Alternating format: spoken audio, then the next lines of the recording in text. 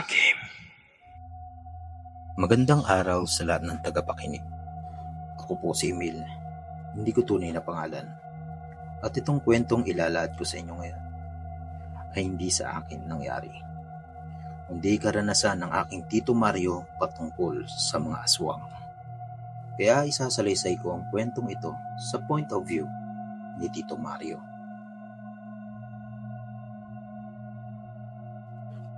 Nangyari ito taong dekada 90 sa aming probinsya. Kilala ang aming probinsya tungkol sa mga kwentong kababalaghan, lalo na sa mga aswang. Si Tito Mario ay isang magsasaka, na simpleng tao, tahimik at hindi pala kwento. Pero isang gabi may nakita siya na hindi niya malilimutan habang buhay. Isang gabi ng Hunyo, bandang 10:00 ng gabi, umuwi si Tito Mario mula sa palayan. Madilim, malamig, at ang kalsada ay walang ilaw.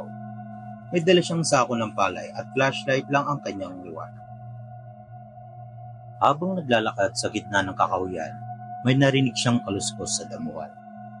Siguro pusa lang yun, bulong niya sa sarili. Pero ilang hakbang pa, narinig niya ulit mas malakas at mas malapit. Nung kanyang lingunin, wala naman, sabi niya.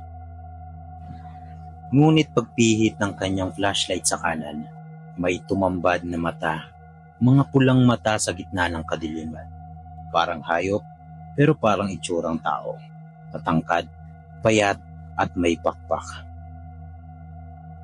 Tumayo ang balihibo ni Tito Mario.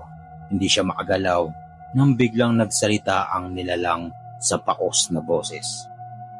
Ibalik mo ang nakuha mo. Napaatras si Tito Mario, pero napansin niyang isa na lamang ang laman ng kanyang sako.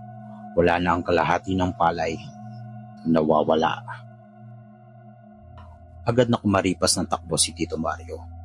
Hindi na siya lumingon kahit madilim, sinalubong niya ang mapanganib na kalsada basta makalayo sa nilalang. Pagdating niya sa bahay, hingal na hingal, sinarado niya lahat ng bintana, pinto at nagtaka ang kanyang asawa. Mario, anong nangyari sa'yo? Bakit parang nakita ka ng multo? Hindi siya agad nakapagsalita. At nung makahinga-hinga, sinabi niya ang nakita niya. Ngunit ang mas nakakakilabot, habang nagkukwento siya, nakarinig sila ng kaluskos sa bubong. Tap,